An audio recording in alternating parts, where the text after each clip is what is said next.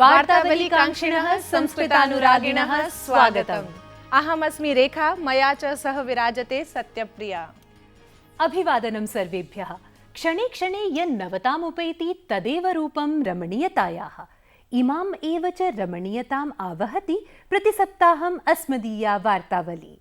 सत्यम्। अनुदिनं वार्तावलीयं लोकप्रियतायाः नित्यनूतनशिखराणि अधिरोहति। तदर्थं च श्रेयभाजिनः सन्ति भवन्तः सर्वे दर्शकाः। भवतां समेषाम् उद्बोधकवचांसि निरन्तरम् अभिनवोर्जाप्रदायिनी सिद्ध्यन्ते। यथार्था इयम् उक्तिः, मधुरवचांसि नूनं सर्वेभ्यः एव रोचन्ते। जाने, अयमेव उपदेशः इति कथ्यते। अयमेव उपदेशः। परन्तु रेखे, अत्र इदमपि अवधेयं यत् उपदेशदाने तु सर्वे एव प्रवीणाः, परं तदनुरूपम् आचरणे केचन एव दक्षाः। अहो, तव वचनैस्तु अद्यतनं सुभाषितं संकेत्यते, प्रस्तूयते अत्र।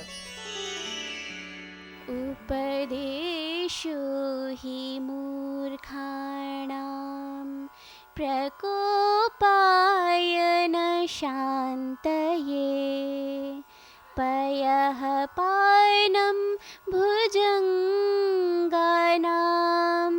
केवलं विषवर्धनम्।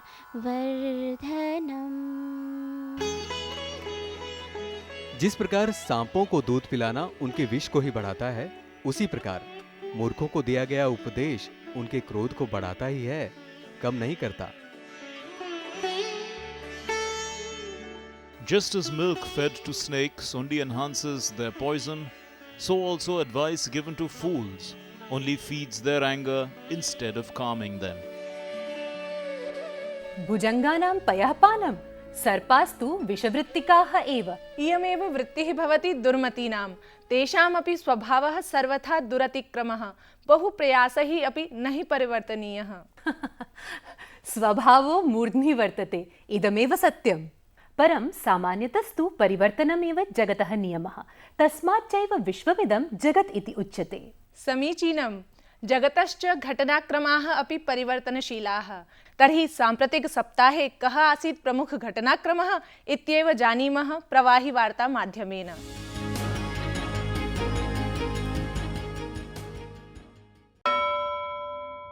प्रधानमन्त्री नरेन्द्र मोदी स्वीय बेल्जियम यात्रावसरे ब्रसेल्स नगरे नैकैः प्राच्यविद्याविशारदैः सार्धं सम्भाषणं व्यदधात्। 12 भारतीयभाषासु 95,617 संख्याकानां गीतानां गायनाय प्रख्यातपार्श्वगायिकायाः पी सुशीला मोहन इत्यस्याः नाम वैश्विककीर्तिमाननिदर्शिन्यां गिनीस् बुक् इत्यभिलेख्य नामावल्यां समावेशितम्। सुशीला मोहनेन संस्कृतं समेत्य 12 भारतीयभाषासु नैकेषां गीतानां गायनमस्ति विहितम्।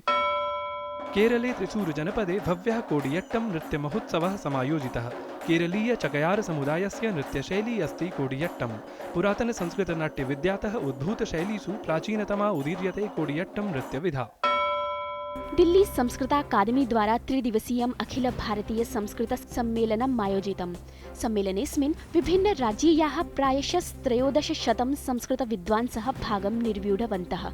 अत्रावसरे सांस्कृतिक कार्यक्रमोऽपि सफलतया आयोजितः।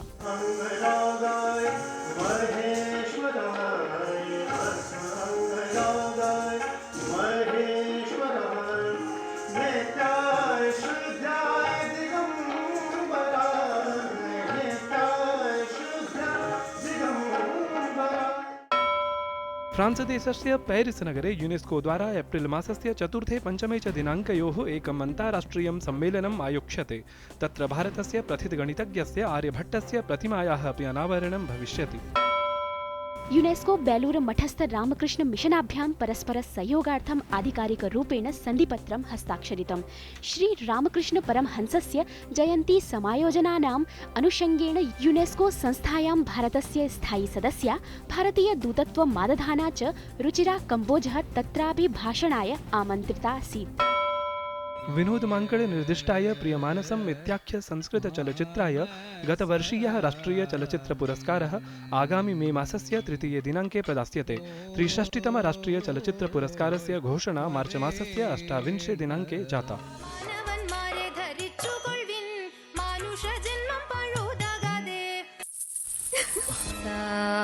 ആദ്യം അകന്നോരു ഉദ്യാനം എത്രയും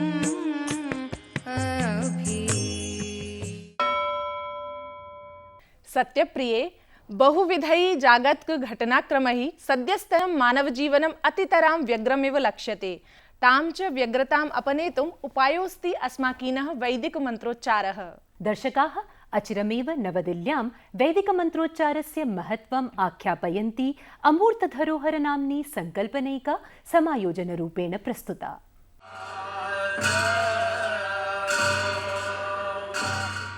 मार्च मासे दिल्लीस्थ संगीत नाटक अकादम्यां त्रिदिवसीयः अमूर्त धरोहर इति नामकः सांस्कृतिक महोत्सवः आयोजितः। तत्र च भारतीय सांस्कृतिक रिक्थानां निदर्शनं कृतम्।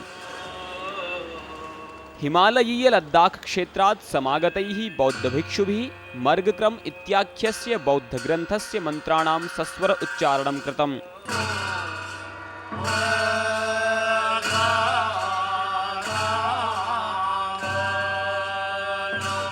मर्गक्रम अर्थात ज्ञानक्रमः भिक्षुणां मतानुसारेण मंत्रोच्चारैः आध्यात्मिक शुद्धिः, चारित्रिक शुद्धिः, विश्वशान्तिः, समृद्धिः तथा च आशावादी चिन्तने वृद्धिः भवति। बौद्ध पंचांगीय महत्वपूर्ण तिथिषु बौद्ध विहारेषु गृहेषु वा बौद्ध मंत्रोच्चारणं भवति। मंत्रोच्चार समये भिक्षवः विशिष्ट वेशभूषां धरन्ति तथा च महात्मा बुद्धस्य ध्यान मुद्राणाम् अनुकरणं कुर्वन्ति। सस्वर मंत्रोच्चार समये वाद्ययन्त्राणामपि प्रयोगः विधीयते। बौद्ध पंचांगस्य 12 मासे 27तः 29 दिनाङ्कपर्यन्तं गस्टर इति वार्षिक महोत्सवस्य आयोजनं भवति। अवसरेऽस्मिन् बौद्ध मंत्रोच्चारैः सह मुखावरण नृत्यं क्रियते। यूनेस्को इति अन्ताराष्ट्रीय संस्थया बौद्ध मंत्रोच्चारणाय 12,200तमे वर्षे मानवतायाः अमूर्त धरोहर इति संज्ञा प्रदत्ता। महोत्सवे पारंपरिक वैदिक मंत्राणां पाठो अपि कृतः।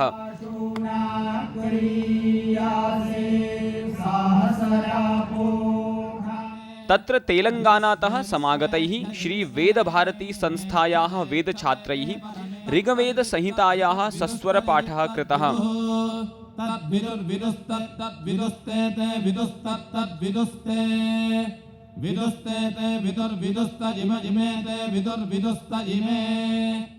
अंताराष्ट्रीय यूनेस्को संस्थया वेदोच्चारणाय 8200तमे वर्षे अमूर्त धरोहर संज्ञारूपेण प्रख्यापितम्। वार्ताकक्षीय विवरणं डीडी न्यूज़।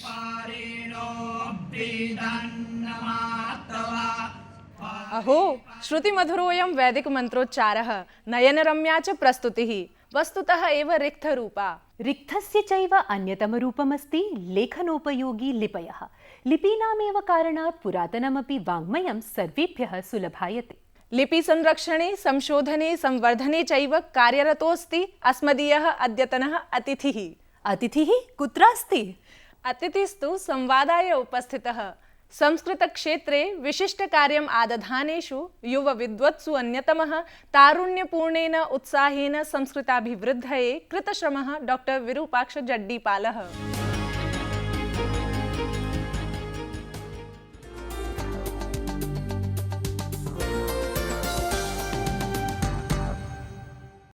नमस्कारः वार्तावली दर्शकाः, पुनरेकदा स्वागतमस्तु।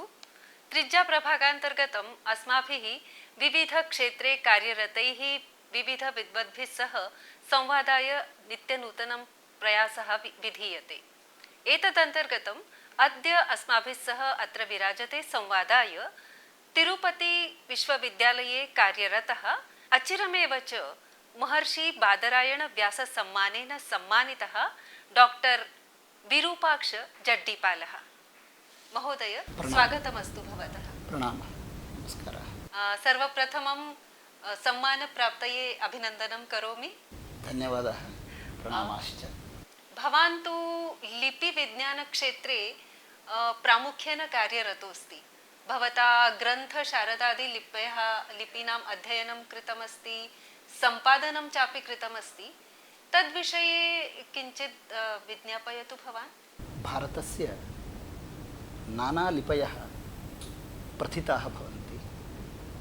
इमाः लिपयः भारतस्य भावैक्यं साधयन्ति। भावैक्यं साधयन्ति। सर्वाः भारतीयाः लिपयः ब्राह्मीलिपितः एव उद्बुद्धाः प्रभूताश्च इति सत्यमिदं। ब्राह्मीलिपिः मूललिपिः। तया लिप्या सर्वाः इमाः भारतीयाः लिपयः समागताः कालान्तरे आवश्यकताः अनुसृत्य। एतद्विषये मया किञ्चित् अध्ययनं विहितं। छात्राणां कृते बोधनमपि क्रियते। भवान् तु इण्डोनेशिया देशमपि गतः। तत्रापि भवता रामायणसन्दर्भे काचित् चित्रवीथिः उत वा किमपि तत्र दृष्टम् अनुसन्धातुं वा? तद्विषये यदा अहं तत्र गतः तत्रत्यैः आचार्यैः मम मेलनं जातं। प्रथमं तैः इदं पृष्टं, किं भवता प्राम्बणन् इति किञ्चित् मन्दिरम् अस्ति, किं तद् दृष्टं? मन्दिरस्य कश्चन परिसरविशेषः अस्ति प्राम्बणन् इति। प्राम्बणन् इत्यस्य ते जनाः कथयन्ति परब्रह्मन्। एवं मया तत्र अनुसन्धानं विहितं, किं वा परब्रह्मन् इदम्।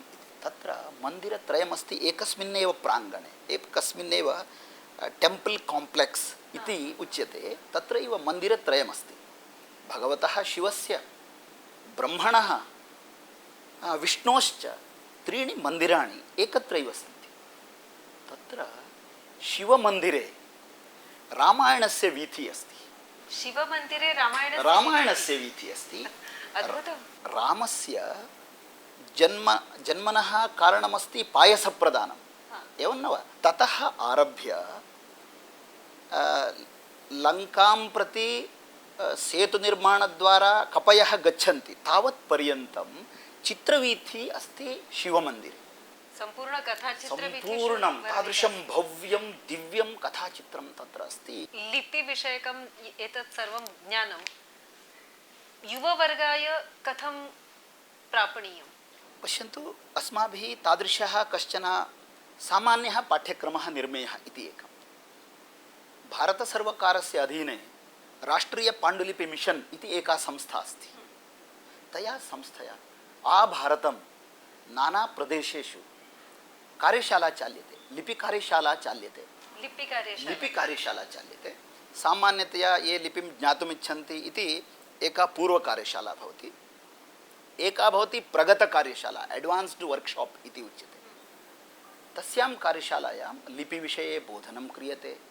लिपिविषये प्रात्यक्षिकं किञ्चित्, कथं वा मातृकातः लिपयः पठनीयाः, प्रतिलिपिकरणं कथं करणीयम्, एवं सर्वं पाठ्यते। एतत् सर्वं तु उच्चस्तरीयं भवति। एतस्य बीजम् अस्माकं छात्रेषु एव यदि स्थाप्यते, अथवा तस्य प्ररोह छात्रेषु यदि यथा भवेत् तथा क्रियते, तदानीम् एतादृशेषु सांस्कृतिकविषयेषु छात्राणाम् अत्यन्तं रुचिः वर्धेत। तथा अस्माभिः शालास्तरतः तादृशं किञ्चित् योज्यते। स्वल्पं किञ्चित् तेषां मनसः परिष्कारः भवेत्, मनसः संस्कारः एतस्मिन् विषये वर्धेत, तादृशं किञ्चित् योज्यते, तदानीं सम्यक् भवेत्। अर्थात् लिपिप्रसाराय संस्कृतस्य प्रचारप्रसारः आवश्यकः। अवश्यं संस्कृतस्य प्रचारः, संस्कृते विद्यमानानां ग्रन्थानां सर्वत्र प्रसारः, एतद् यदि उभयं भवति तदानीं कालेन लिपिप्रसारः अपि सिद्ध्यति। एवमेव। अर्थात् आदौ तु संस्कृतमेव प्रसारणीयं। संस्कृतं तु शालातः यदि प्रथमकक्ष्यातः यदि छात्राः संस्कृतं पठन्ति, संस्कृतं यदि लिखन्ति, संस्कृतेन लिखितं यदि ज्ञातुं प्रभवन्ति, तर्हि संस्कृतं पठितॄणां संख्यापि वर्धेत। तदानीं संस्कृताश्रितान् विषयान् अपि जनाः जानीयुः, संस्कृतविषये रुचिः अपि भवेत् समाजे। एतेन संस्कृतस्य अपि विकासः भवति, संस्कृते विद्यमानस्य ज्ञाननिधेः अपि प्रसारः भवति। संस्कृते वैज्ञानिकाः अंशाः बहवः सन्ति। उदाहरणं दीयते। संस्कृते शैक्षिकं मनोविज्ञानमस्ति। एकः प्रसिद्धः श्लोकः मया उच्यते भवत्याः कृते। गच्छत् पिपीलिका याति योजनानां शतान्यपि अगच्छन् वैनतेयोपि पदमेकं न गच्छति। गच्छत् पिपीलिका याति, यदि एका पिपीलिका प्रतिदिनं गच्छति सहस्रं योजनानि याति। यदि पिपीलिका न गच्छति योजनानि गन्तुं न शक्नोति। एवमेव गरुडः शक्तिमान् अपि यदि सा न डयते न उड्डयते तर्हि गन्तुं न शक्नोति। एवमेव बालः प्रतिदिनं पठति, होम्वर्क् करोति, प्रतिदिनं शालां गच्छति, अध्यापकेन उक्तं सम्यक् जानाति, तर्हि सः प्रथमश्रेण्याम् उत्तीर्णो भवति। बुद्धिमान् अपि यदि प्रतिदिनं न पठति, न अभ्यासं करोति, गृहपाठं न पठति, तर्हि सः प्रथमश्रेण्यां वा प्रथमस्थानं वा प्राप्तुं न शक्नोति। एतादृशं शैक्षिकं विज्ञानम् एतस्मिन् सुभाषिते अस्ति। एवमेव संस्कृतग्रन्थेषु नानाविषयाः, नवीनानि विज्ञानसम्बद्धानि तत्त्वानि सन्ति, निहितानि सन्ति।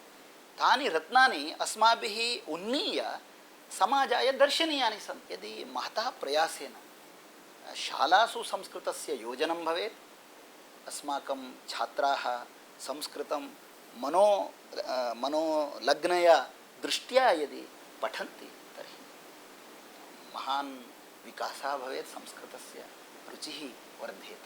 भवादृशाः यदि विद्वांसः सन्ति तर्हि संस्कृतस्य सुवर्णकालः अचिरमेव आयास्यति इति अहम् आशासे। भवतः कृते हार्दिकान् धन्यवादान् व्याहरामि। प्रणामः, नमस्काराः। साधुवादाः।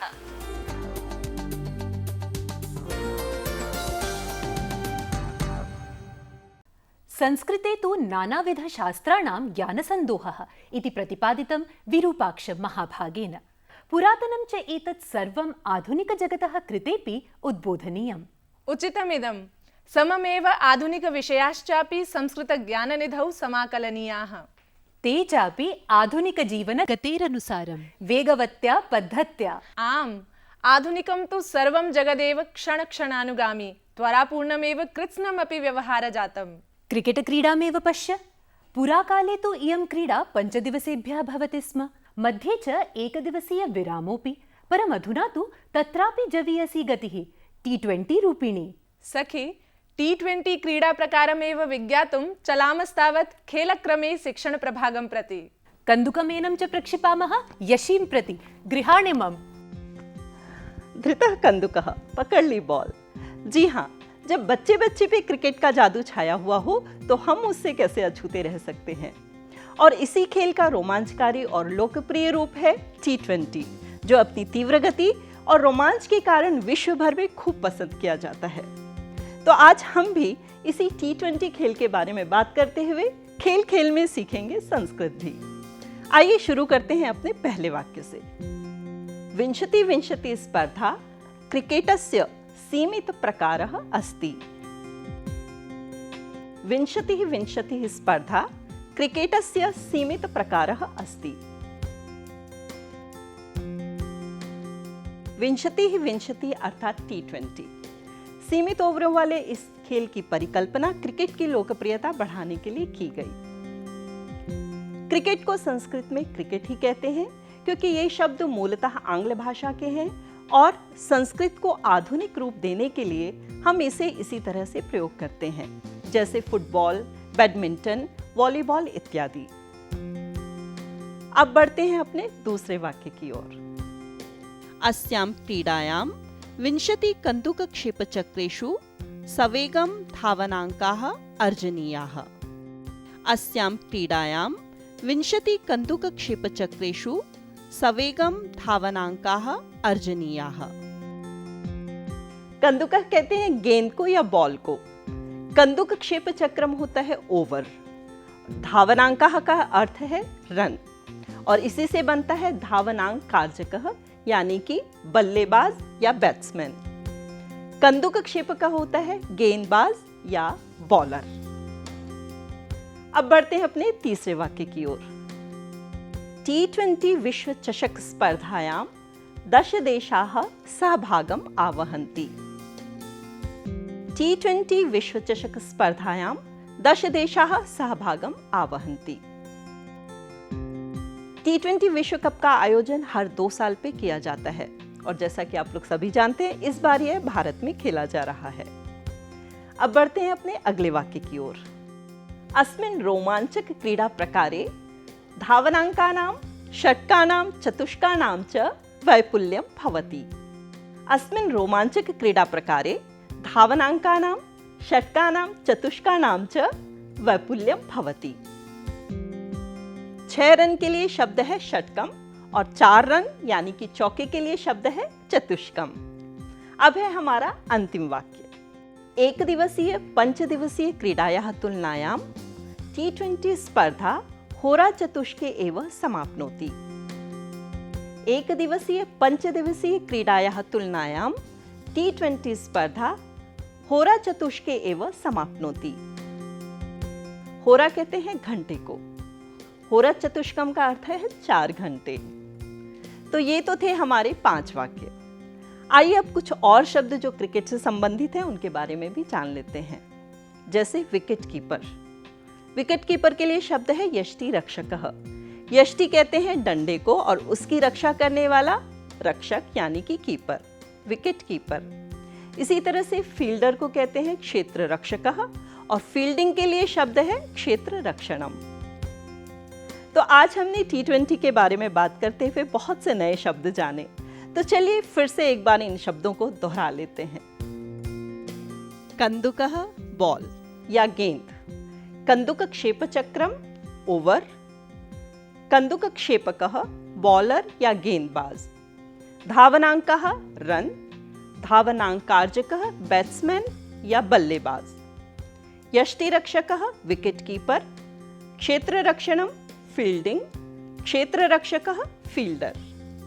मेरा संस्कृत शिक्षण का ओवर अब समाप्त हुआ। अगला ओवर रेखा और सत्यप्रिया का। आम अस्मदीयं क्षेपचक्रम, अस्मदीयं निर्णायक क्षेपचक्रम, गीतानुवादस्य स्पर्धा निर्णय रूपम। उत्कंठा मेपि वर्धते, विज्ञापय विज्ञापय। जिंदगी एक सफर है सुहाना, यहाँ कल क्या हो किसने जाना। जिंदगी एक सफर है सुहाना इति गीतस्य कृते अद्यतनी विजेत्री अस्ति। क्षणमात्रं तिष्ठ, आदौ स्पर्धा वैशिष्ट्यानि अपि ख्यापनीयानि। अस्मिन् गीते प्रयुक्तानां विविध शब्दानां कृते बहुविध संस्कृत शब्दान् प्रयुज्य स्पर्धकैः भाषा सौष्ठवम् उद्घाटितं।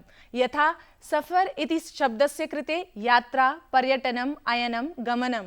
पीछे रह जाएगा इत्यस्य कृते पृष्ठतः स्थास्यति, पश्चात् वर्तिष्यते इति एवमेव अस्मदीयोऽपि शब्दनिधिः भवद्भिः परिवर्ध्यते। अधुना च निर्णयः। अद्यतनी विजेत्री अस्ति महाराष्ट्रे ठाणे नगरात् मुग्धा रिस्बूडः। मुग्धा महोदये वर्धापनानि पुनरेकदा स्पर्धा जयार्थम् उपायनं च इदम् अस्ति भवत्याः कृते। जिंदगी एक सफर है सुहाना, यहाँ कल क्या हो किसने जाना। जिंदगी एक सफर है सुहाना, यहाँ कल क्या हो किसने जाना। अरे ओडले ओडले ओ, ओडले ओडले ओ, ओडले ओडले ओ, ओडले ओडले। जीवनं खलु रम्या यात्रा, किं ज्ञातं श्वः किं नु भविता। जीवनं खलु रम्या यात्रा, किं ज्ञातं श्वः किं नु भविता। इडलै इडलै ओ, इडलै इडलै ओ, इडलै इडलै ओ, इडलै इडलै इडलै इडलै ओ, इडलै इडलै ओ, इडलै इडलै।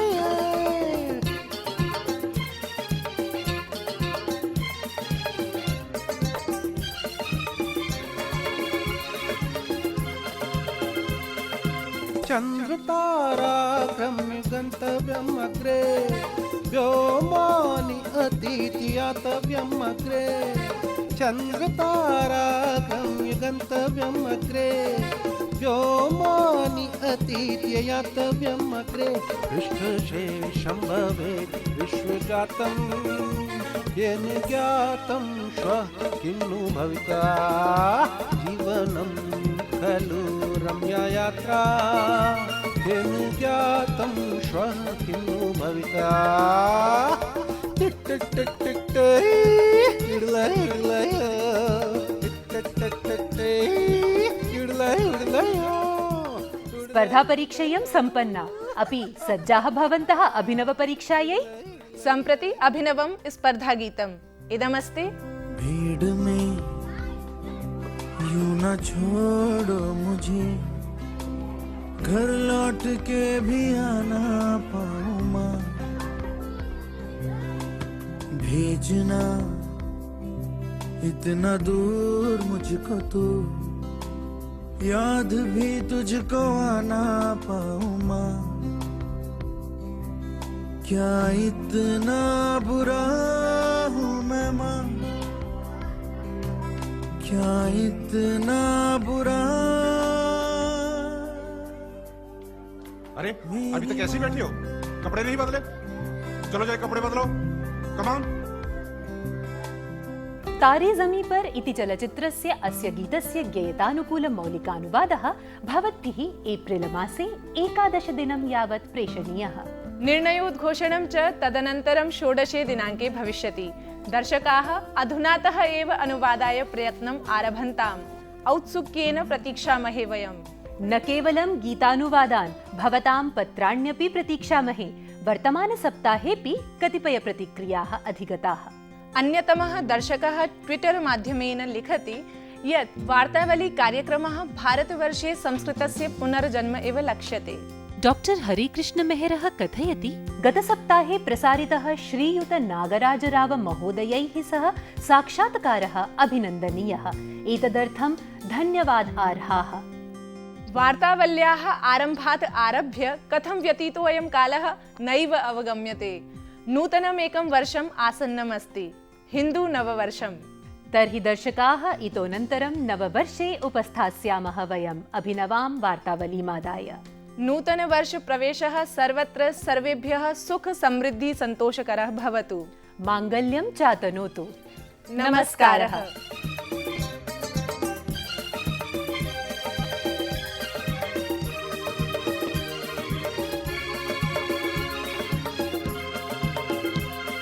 अरे मृत्युर्यमागन्ता अन्यस्मिन् दिवसे, प्राणस्तु निर्गन्ता अन्यस्मिन् दिवसे, मृत्युर्यमागन्ता अन्यस्मिन् दिवसे, प्राणस्तु निर्गन्ता अन्यस्मिन् दिवसे, मास्तु एवं विधे भीतिश्चिन्ता, किं ज्ञातं श्वः किं नु भविता। ओहो जीवनं खलु रम्या यात्रा, किं ज्ञातं श्वः किं नु भविता। उडलय उडलय उडलय उडलय उडलय उडलय उडलय उडलय उडलय उडलय उडलय।